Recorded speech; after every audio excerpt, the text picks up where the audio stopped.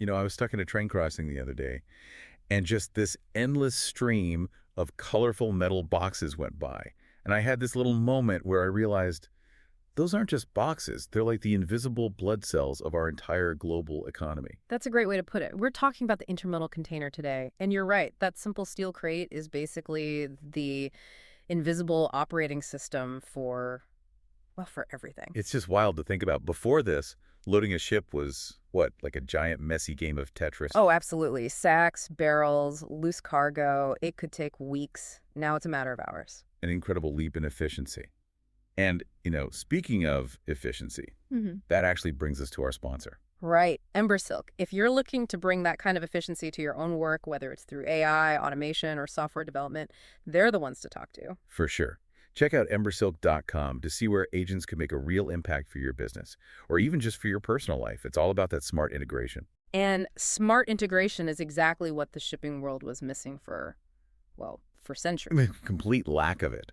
And the history is so fascinating because it wasn't just one single aha moment. Not at all. You had guys in the 1700s like James Brindley in England moving coal in these special boats. And then the U.S. Army had their Connex boxes during the Korean War. Yeah, lots of people had the idea of putting things in a box, but they all missed the most critical part. Which was? It's not about the box. It's about how the box connects to everything else. If your container can't lock onto a truck just as easily as it locks onto a ship or a train, you haven't solved the problem. You've just moved the bottleneck. Right. Okay, so that brings us to the 1950s, and to the guy who gets most of the credit, the trucking magnate Malcolm McLean. McLean had the vision, absolutely. But the engineer who actually made it all work was a man named Keith Tantlinger. Ah, yes, Tantlinger. He's the one who designed the locking mechanism, the corner castings. Exactly. And the twist lock.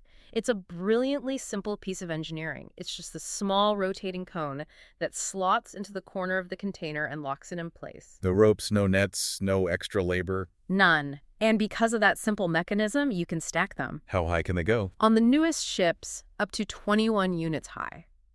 And they become one single, solid structural block. That's incredible. But that only works if every single box is identical. That's the other piece of the puzzle. The ISO standards that were set between 1968 and 1970, the whole world had to agree on the exact size and shape. And that's where we get the TEU from, the 20-foot equivalent unit. The universal measurement of cargo. Yeah. 90% of all the world's non-bulk cargo now travels this way. I loved this part of the research, though, the little regional quirks. Because not everyone plays by the exact same rules. We're talking about the European containers? The pallet wides. It makes so much sense.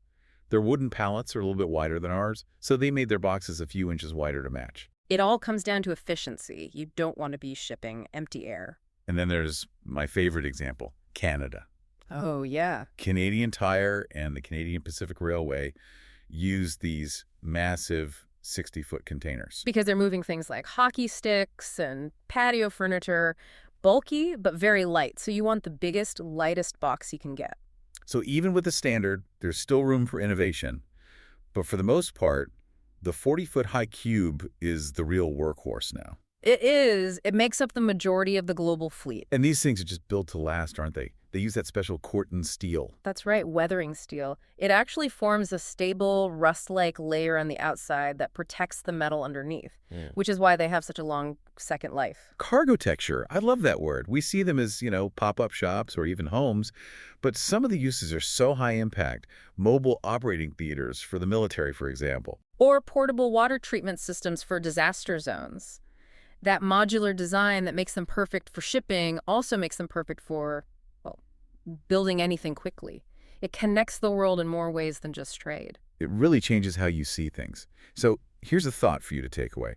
Just look around whatever room you're in right now. Your coffee mug, your laptop, the shoes you're wearing. Yeah. Almost everything you own that was manufactured somewhere else. Spent weeks inside one of those dark steel boxes crossing an ocean. We're all connected by that invisible steel thread. A pretty amazing thought. If you enjoyed this deep dive, please subscribe to the show. Hey, leave us a 5-star review if you can. It really does help get the word out. Thanks for tuning in.